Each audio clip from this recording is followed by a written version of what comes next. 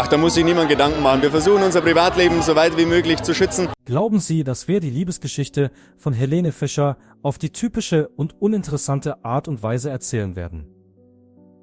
Eine Geschichte, die schon einmal erzählt wurde und deren Ende offensichtlich ist.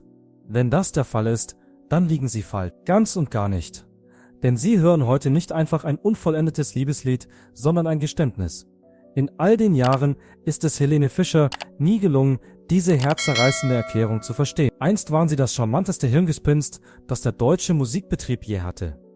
Eine leidenschaftliche Liebe, die auf der Bühne lauthals geschrien wurde und hell wie ein Feuerwerk am Nachthimmel leuchtete. Sie lachten und weinten zusammen, hielten Händchen und meisterten all die Gerüchte und neugierigen Blicke der Medien gemeinsam. Bis zu dem Moment, in dem Helene ohnmächtig wurde und sich abwandte. Es gibt keinen Skandal, habt keine Wut. Eine einzige Anschuldigung wurde nicht erhoben. Nur eine lange Zeit der Stille, in der sich alle fragen, was eigentlich passiert ist. Nach einer langen Zeit des Verschweigens von Informationen wird Helene heute endlich ihre wahren Gefühle offenbaren. Es wird keine weiteren Hinweise geben. Es ist nicht mehr zweideutig. Es ist eine Tatsache, die Ihnen bewusst werden könnte, wenn Sie sie hören. Florian Silbereisen wurde nie wirklich verstanden. Glaubst du, du kennst sie? Glaubst du, du verstehst die Trennung?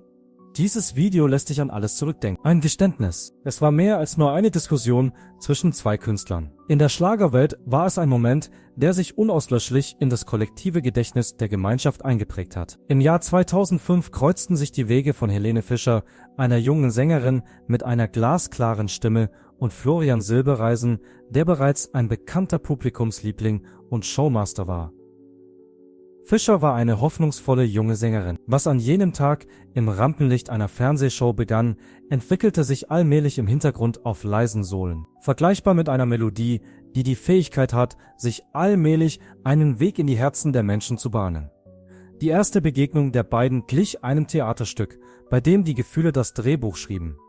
In einer Sendung, die Florian moderierte, trat Helene zum ersten Mal auf. Der Funke, der dort übergesprungen ist, war jedoch alles andere als aufgesetzt, auch wenn die Umgebung wunderbar inszeniert war. Andererseits, was für viele sofort wie ein Märchen aussah, blieb über mehrere Jahre hinweg ein gut gehütetes Geheimnis. Niemand in der Öffentlichkeit wusste von der herzlichen und liebevollen Beziehung, die zwischen den beiden bestand.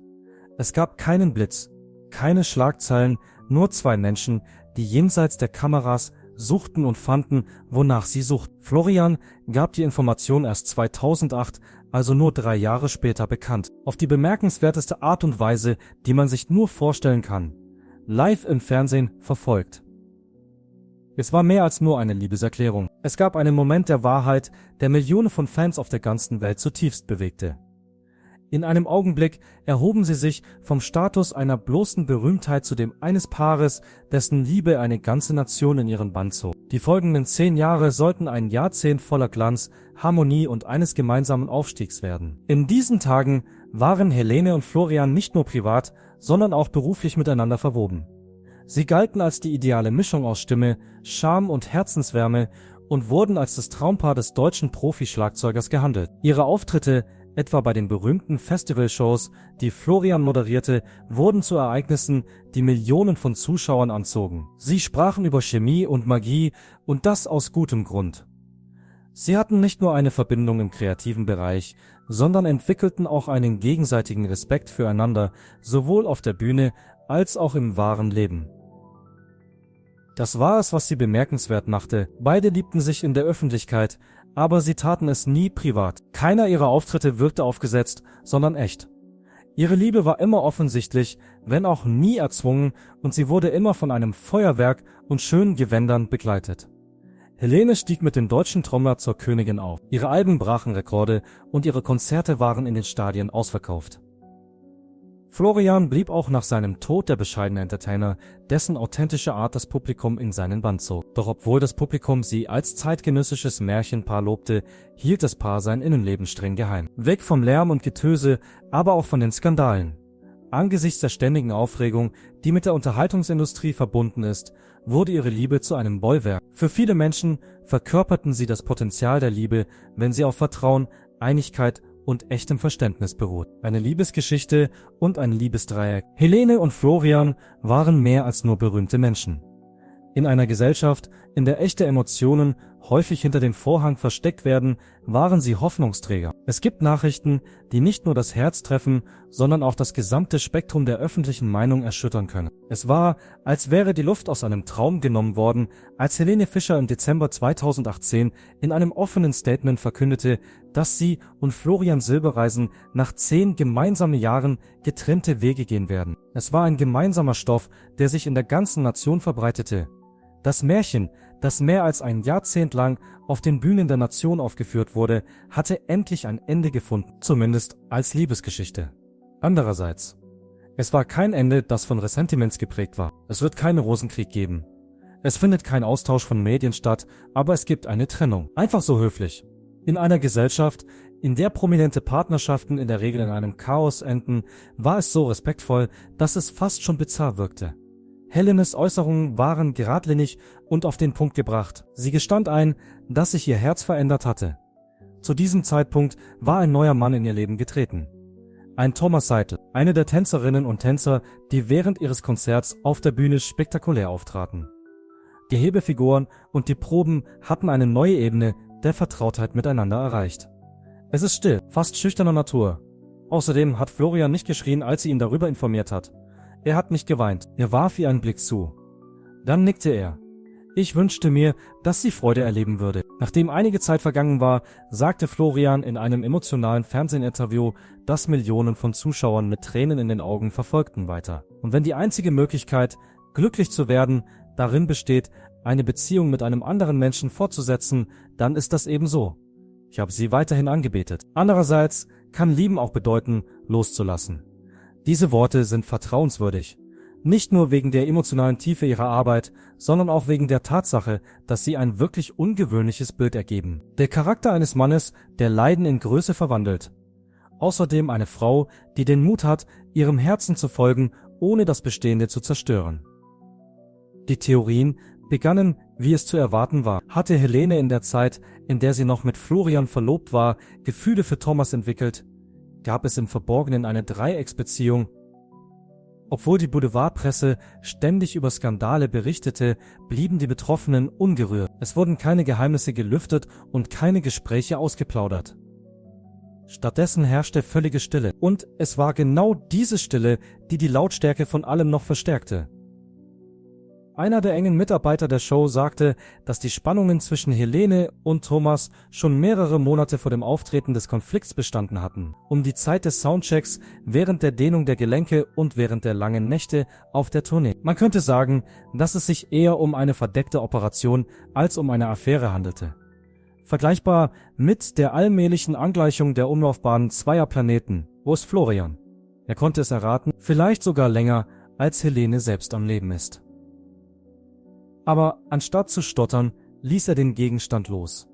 Ähnlich wie jemand, der in der Lage ist, das große Ganze zu sehen. Danach gab es keine Pause, sondern eher eine Veränderung. Helenes vorübergehender Rückzug aus der Öffentlichkeit hatte zur Folge, dass sie keine neuen Songs veröffentlichte und auch keine Interviews gab.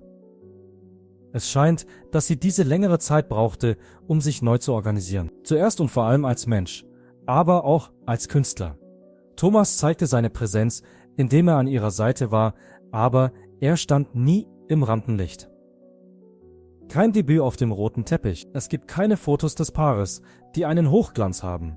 Stattdessen ein Paar, das seine Liebe im Hintergrund entstehen ließ. Florian hingegen hat seine Präsenz beibehalten, vielleicht sogar präsenter als je zuvor. Er behielt sein mildes Benehmen bei, zeigte seine Professionalität und war einnehmend und humorvoll. Doch seine Augen hatten eine neue Tiefe angenommen. Fast so, als würde jedes einzelne Kichern eine Geschichte transportieren, die nicht artikuliert wurde. Als er bei einem seiner Auftritte im Jahr 2019 ein Liebeslied sang, war das ein Moment, der viele Menschen, die ihn sahen, berührt. Es war nicht irgendein Lied, sondern eines, das er und Helene in der Vergangenheit gemeinsam gesungen hatten. Es gelang ihm, seine zittrigen Hände auf Video festzuhalten. Das war keineswegs eine Show. Es war eine echte Sensation. Die 7-jährige Karriere von Helene Fischer und ihre Beziehung zu Florian Silbereisen. 7 Jahre lang. Verglichen mit dem schnelllebigen Universum der Unterhaltungsindustrie ist das ein sehr langer Zeitraum. Für das Berufsleben von Helene Fischer scheinen diese 7 Jahre jedoch wie ein doppelter Schatten und Lichtstrahl über ihrer Karriere zu liegen. Äußerlich strahlte sie heller als je zuvor. Ausverkaufte Stadien, weltweite Partnerschaften und Mutterwerden hinter den Kulissen, wo die Mikrofone abgeschaltet und die Masken abgenommen werden, scheint sich dagegen eine ganz andere Geschichte abzuspielen. Eine Sache, die sie seit geraumer Zeit für sich behalten hatte. In einem Interview, das exklusiv für ein bekanntes deutsches Magazin geführt wurde, gewährte Helene den Zuhörern einen tieferen Einblick, als sie es je zuvor gesehen hatten. Es geht hier nicht darum, Vergeltung zu üben oder alte Wunden wieder aufzureißen, sondern zu zeigen, dass auch das hellste Licht seinen Schatten kennt. Obwohl ihre Beziehung zu Florian Silbereisen von Liebe erfüllt war, behauptet sie, dass sie nicht frei von Meinungsverschiedenheiten war. Mit einem freundlichen Lächeln erklärt sie, dass Florian immer die besten Absichten für uns beide hatte. Andererseits gibt es Situationen, in denen die Meinung einer Person für eine andere ein Gefängnis sein kann. In ihrem Bericht spricht Helene von einer Zeit, in der sie das Gefühl hatte, sich selbst verloren zu haben. Als Künstlerin wollte sie sich entwickeln, mit anderen Genres experimentieren, neue Ideen ausprobieren und neue Dinge versuchen. Doch Florian, der für seine unerschütterliche Höflichkeit und Professionalität bekannt ist, bestand darauf, den bestehenden Ruf zu wahren. Helene verkörpert in ihrer Rolle als trommelnde Prinzessin sowohl Harmonie als auch Tradition. Manchmal hatte ich das Gefühl, ich befände mich in einer goldenen Kuppel. Ja, das ist schön. In Ermangelung eines Auswegs. Ein ehemaliger Tänzer, der bei zahlreichen ihrer gemeinsamen Auftritte hinter der Bühne zugegen war, erinnert sich, dass sie die Bühne nach den Auftritten häufig in einer düsteren Haltung verließ. Obwohl man ihr ansah, dass sie mit etwas haderte, sprach sie es nie laut aus. Was viele nicht wussten, war, dass Florian nicht nur ihr Lebensgefährte war, sondern dass er auch an vielen Entscheidungen beteiligt war, die Helene inoffiziell betrafen. In welchen Sendungen sie auftritt, welche Lieder im Fernsehen ausgestrahlt werden und sogar was sie trägt, wenn sie auf der Bühne steht, sind alles Beispiele dafür. Das Gespräch war sehr vielseitig oder, genauer gesagt, im Monolog. Eine Person, die früher in ihrem Team gearbeitet hat, hat festgestellt, dass er die Fähigkeit hat, Dinge so schön zu sagen, dass man sie für Vorschläge hielt. Letztendlich war es aber ganz klar, wenn Florian nicht hervorragend ist, dann wird es nicht stattfinden. Das Interview enthält eine besonders bewegende Passage, in der sich Helene an eine Zeit im Jahr 2016 erinnert, als sie den Wunsch hatte, ein Musikvideo zu produzieren, das als etwas gewagt angesehen wurde. Mit Tänzern aus aller Welt, urbaner Ästhetik und englischsprachigen Songs. Helene Florian hatte sie damals, so sagt sie, mit den Worten: „Das bist nicht du.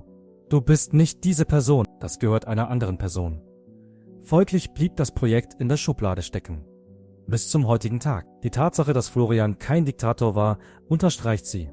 Das Gegenteil ist der Fall. Er hat sie beschützt, ihr geholfen und ihr in vielerlei Hinsicht den Weg geebnet. Doch genau das war ein Teil des Problems. Sie flüstert: „Er war so großartig in dem, was er tat, dass mein eigenes Licht manchmal nur sein Schatten war. Er war so außergewöhnlich in dem, was er erreicht hat." Irgendwann stellte ich meine Identität in Frage, indem ich mich fragte: Wer bin ich, wenn ich nicht neben ihm stehe? Im Jahr 2017 soll es den Berichten zufolge einen letzten Versuch gegeben haben, die Beziehung zu retten. Ein Kampf um Unabhängigkeit und Anerkennung. Eine Flucht vor dem Rampenlicht und den Kameras für ein gemeinsames Wochenende in der Provence. Doch jedes Gespräch schien sich im Kreis zu drehen.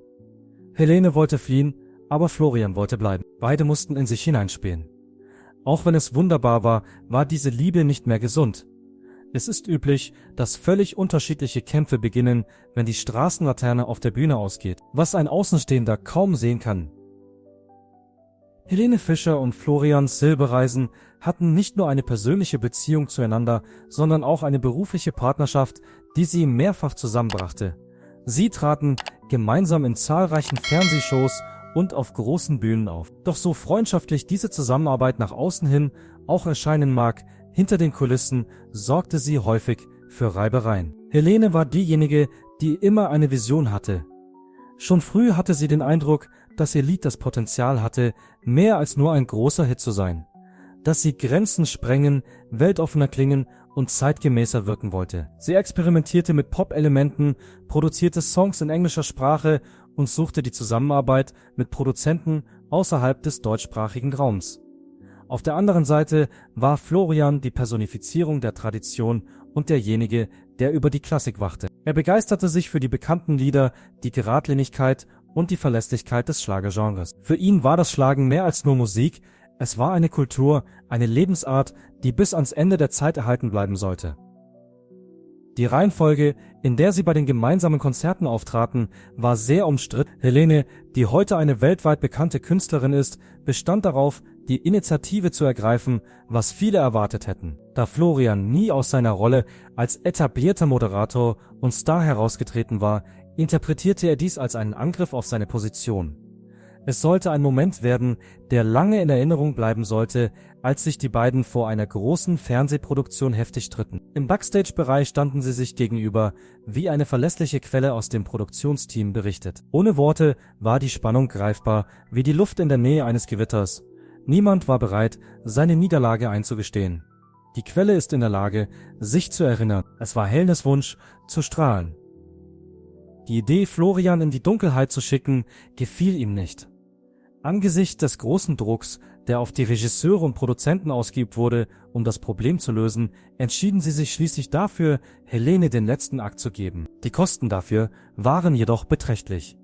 Die Kluft, die zwischen den beiden bestand, wurde viel größer.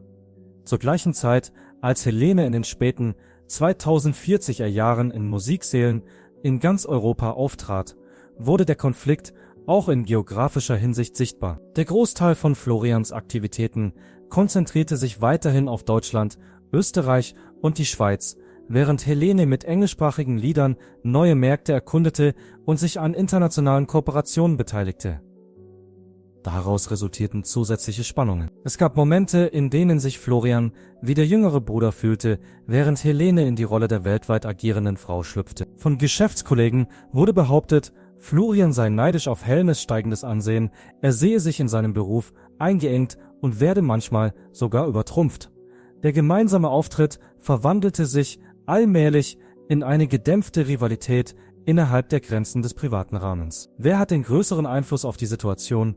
Wer entscheidet über den Weg? Wer entscheidet über das Bild, das Millionen von Menschen sehen? Das waren keine lauten Auseinandersetzungen, sondern eine unbewusste Machtabwägung, die häufig in subtile Machtspiele und stille Enttäuschungen mündet. Wenn man in einem Bereich arbeitet, der immer nach Perfektion strebt, kann es eine Herausforderung sein, Stellen zu finden, an denen Kontraste erzielt werden können.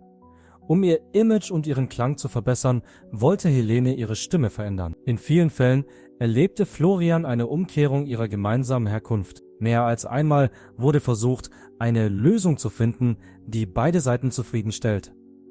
Die Kompromisse konnten jedoch nur selten aufrechterhalten werden, da beide Parteien über extrem starke Persönlichkeiten und unterschiedliche Sichtweisen verfügten. In solchen Situationen hatten sie häufig den Eindruck, dass keiner von ihnen wirklich nachgeben wollte. Nicht aus Eigensinn, sondern eher aus der Angst heraus, die Situation aufzugeben. Diese Spannung spiegelte sich auch in der Musik wider. Während Helene ihre Kompositionen immer poppiger und zeitgemäßer gestaltete, blieb Florian den traditionellen Trommelmelodien treu. Das zeigte sich nicht nur in den gemeinsamen Auftritten, sondern auch in der Auswahl der Lieder, die für Fernsehveranstaltungen verwendet wurden. Wie Kenner der Situation berichten, waren die beiden bei der Entwicklung eines gemeinsamen Fernsehspecials im Jahr 2017, also ein Jahr vor ihrer Trennung, ein großer Streitpunkt. Mit Hilfe von zeitgenössischen Künstlern aus aller Welt, frischen Bühnenbildern und modernster Technik wollte Helene eine zeitgemäße Vision verwirklichen. Auf der anderen Seite befürwortete Florian ein konventionelles Format mit regulären Trommelgrößen und Komponenten, die sich in Shows als effektiv erwiesen haben. Die Gespräche zogen sich über mehrere Wochen hin, bis beide Parteien nicht in der Lage waren, ihre Pläne in die Tat umzusetzen. Trotz der Tatsache, dass das Special stattfand, war die Stimmung kühl. Die Begegnung auf der Bühne schien angespannt zu sein. Das war der Moment, in dem man das Gefühl hatte, dass sich die künstlerischen Wege endgültig trennten, so ein Produzent, der damals beteiligt war und im Nachhinein über diesen Umstand sprach. Von außen betrachtet könnte es als normal erscheinen, dass ein kreatives Paar unterschiedliche Standpunkte hat. Doch für Helene und Florian war es mehr als das. Es war ein Kampf um Unabhängigkeit, Respekt und Anerkennung der eigenen Individualität. Ein Gleichgewicht zwischen dem Liebesleben und dem Berufsleben zu finden. Florian wollte das Bestehende bewahren, während Helene den Wunsch hatte, sich neu zu erfinden. Eine nuancierte Analyse. Das enge Umfeld wirkte sich nicht nur auf ihre berufliche Verbindung, sondern auch auf ihre persönliche Beziehung aus. Außerdem stellte sich heraus, dass die Dinge, die Menschen zusammenbringen, nicht immer ausreichen, um Unterschiede dauerhaft zu überwinden. Man mag immer noch den Eindruck haben, dass Helene Fischer und Florian Silbereisen trotz allem, was passiert ist, eine tief verwurzelte Beziehung zueinander haben, vielleicht sogar eine sensible Zuneigung zueinander. Im Gegensatz dazu ist die Realität, die in einem nie zuvor gehörten Bericht aus dem inneren Kreis von Heles Umfeld enthüllt wurde, weitaus nuancierter und komplizierter. Die öffentliche Darstellung der Situation, die entweder ein würdiger Abschied oder eine wunderbare Beziehung war, ist in Wirklichkeit ein sorgfältig gewebtes Netz aus verdrängter Nörgelei, Enttäuschung und tiefem Abscheu. Die Atmosphäre, die Helene umgibt, hat sich im Laufe der letzten Monate auf merkwürdige Weise verändert. Helene Florian leidet angeblich unter einer Erkältung, die heute fast so bitter ist wie eine Bitterkeit. So ein Insider, der der Sängerin seit langem nahesteht. Ein Gefühl, das sich seit der Auflösung der Beziehung allmählich und subtil eingestellt hat. Der Quelle zufolge hat sie ein pünktliches und professionelles Verhalten an den Tag gelegt, wenn Florian da war. Wenn sie allein ist oder mit ihren engsten Freunden spricht, hört man jedoch einen ganz anderen Ton. Worte, die man vor anderen Menschen nicht benutzen sollte. Was genau ist der Grund für den Aufbau dieser eisigen Barriere zwischen zwei Individuen, die einst das ideale Paar für den deutschen Schlagzeuger waren? Weder die kreativen Meinungsverschiedenheiten noch die Streitereien, die hinter den Kulissen stattfanden, waren die einzigen Faktoren. Darüber hinaus wurde Helenes Herz durch jahrelange ungelöste Streitigkeiten und wenig beeindruckende Machtspiele schwer geschädigt. Es soll Vorfälle in der Beziehung gegeben haben, die so traumatisch waren, dass sie sich nie ganz davon erholt haben. Da war zum Beispiel jener unvergessliche Abend im Jahr 2016, als Florian mitten in einer großen Musikpreisverleihung eine öffentliche Erklärung abgab, die Helene sehr entmutigte. Ein Versuch, ihren Zielen auszuweichen, der über den traditionellen Trommler hinausging, gepackt in eine Kritik, die schön, aber keineswegs abstoßend ist. Helene, es war, als hätte er ihr befohlen, ihre Größe im Zaum zu halten. Laut der Aussage eines Augenzeugen sollten sie vorsichtig sein, wohin sie reisen wollen. Das brach ihr das Herz. Helene war nicht in der Lage, sich wirklich von dieser Last zu befreien, weil sich diese kleinen Stiche regelmäßig häuften und das Gefühl der Kontrolle und Begrenzung immer stärker wurde. Was einst ein Gefühl der Liebe war, verwandelte sich im Laufe der letzten Jahre in eine Kombination aus Ärger und Furcht. Helene, die immer die stärkste und selbstständigste Künstlerin war, fühlte sich zunehmend unterdrückt, vor allem in Bezug auf die kreativen und emotionalen Aspekte. Über einen langen Zeitraum hinweg hatte sie sich bemüht, das Bild der idealen Vereinigung zu bewahren, ein Freund wie dieser. Trotzdem hatte sie das Gefühl, dass sie Florian nicht mehr liebte. Sie verabscheute den Kerl, der er gelegentlich werden konnte. Es ging nicht um einen einzigen großen Verrat oder eine heftige Meinungsverschiedenheit zwischen ihnen beiden. Nicht mehr sie selbst sein zu können, war das beunruhigende Gefühl, das sie empfand. Florian bewachte die Türen des goldenen Käfigs, in dem er gefangen gehalten wurde. Die Verwandlung von Helene Fischer und der Einfluss von Florian Silbereisen. Diese professionelle Verblendung ist auch heute noch zu beobachten, wenn Helene und Florian bei öffentlichen Veranstaltungen oder in Fernsehsendungen auftreten. Ein Grinsen, das höflich ist. Das ist ein schöner Begriff. Die Menge verbeugt sich kollektiv. Doch wer genau hinsieht, kann die Distanz erkennen. Das wahre Gefühl der Nähe, die Vertrautheit und das Lachen, das so vertraut war, sind verschwunden. Stattdessen herrscht eine kühle Höflichkeit, die fast so ist wie die zwischen Kollegen, die gezwungen sind, zusammenzuarbeiten, obwohl sie innerlich ganz unterschiedliche Wege gehen. Der Satz „Wir sind gute Freunde" klang früher wie ein Mantra, das dazu dienen sollte, die Öffentlichkeit zu beruhigen. Das liegt vor allem daran, dass Helene und Florian nicht mehr nur entfernte Bekannte sind, die sich aus Höflichkeit gelegentlich treffen. Der Insider verrät, dass sie nur selten über persönliche Dinge sprechen. Wenn es darauf ankommt, geht es nur noch ums Geschäft.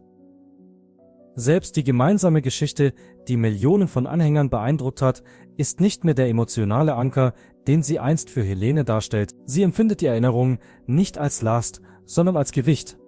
Zu einem Zeitpunkt, an dem sie ihre eigene Unabhängigkeit verloren hatte.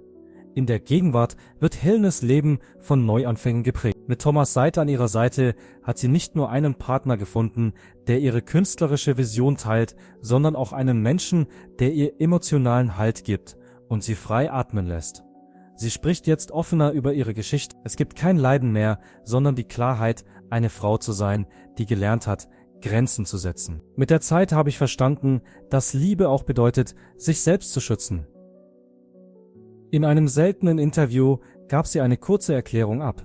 Wenn man in der Lage sein will, allein zu leben, gibt es Momente, in denen man jemanden gehen lassen muss. Sind auf diesem Foto noch Reste von Florian Silbereisen zu sehen, der lange Zeit das Sagen hatte und den Mainstream mitgestaltet hat, dessen emotionale Basis nun aber offensichtlich Risse bekommt. Florian hingegen wirkt in Interviews manchmal gereizt und düster, während Helene gut vorankommt. Er spricht über Freundschaft und Respekt vor anderen. Doch seine Augen erzählen ein anderes Bild. Dies ist der Bericht eines Mannes, der eine Frau nach ihrem Tod nicht mehr ganz halten konnte. Der Schluss einer der bekanntesten deutschen Liebesgeschichten ist also kein romantisches Wiedersehen, sondern eine bedrückende Lektion über die Notwendigkeit von Unabhängigkeit, Kontrolle und Selbstbestimmung. Helene Fischer ist eine zeitgenössische Dame, die nicht nur mit ihrer Stimme singt, sondern auch mit ihren Emotionen. Und nicht nur mit ihrer Stimme. Florian Silbereisen gilt immer noch als Legende in der Welt des Schlagzeugs. Auf der anderen Seite versteckt sich die Erkenntnis hinter der Glitzerwelt. Kürzlich. Obwohl sie sich 2018 scheiden ließen, haben Helene Fischer und Florian Silbereisen es geschafft, ihre Beziehung über die Jahre hinweg freundschaftlich und eng zu halten. Beruflich arbeiten sie weiterhin zusammen. Das bekannteste Beispiel dafür ist ihr Duett Schau mal herein, das sie am 25. Dezember 2024 in der Helene Fischer Show aufführt. Obwohl es sich um eine Überarbeitung des erfolgreichen Songs Stomblin' In aus dem Jahr 1978 handelt, fand der Song unerwartet großen Anklang, vor allem bei einem jüngeren Publikum auf Plattformen wie TikTok. Die öffentlichen Auftritte und Performances, die sie gemeinsam absolviert haben, sind ein Beweis für die andauernde Beziehung der beiden. Seitdem hat Helene Fischer in ihrem Privatleben große Fortschritte gemacht. Im Jahr 2021 heiratete sie den Akrobaten Thomas Seitel, mit dem sie eine gemeinsame Tochter hat. Florian Silbereisen hingegen ist seit dem Ende seiner Beziehung nicht mehr in einer Beziehung gewesen. Selbst als ihre Liebesbeziehung zu Ende ging, konnten sie eine starke berufliche Verbindung und gegenseitigen Respekt füreinander aufrechterhalten, was ein Beweis für die Tiefe ihrer Verbindung ist. Eine Liebe ist nicht immer eine ewige Liebe. In der Öffentlichkeit lächelten sie. Privat zerbrachen sie. Und jetzt, nach all den Liedern, all den Tourneen und all den Tränen, ist Helene Fischer fertig mit dem Verstellen. Sie will nicht nur Abstand von Florian Silbereisen, sie will, dass die Menschen die Wahrheit erfahren. Denn manchmal kann auch das hellste Scheinwerferlicht ein gebrochenes Herz nicht verbergen. Wenn Sie jemals an eine Liebesgeschichte geglaubt haben, nur um dann zu sehen, wie sie zerbricht, dann abonnieren Sie diese Seite.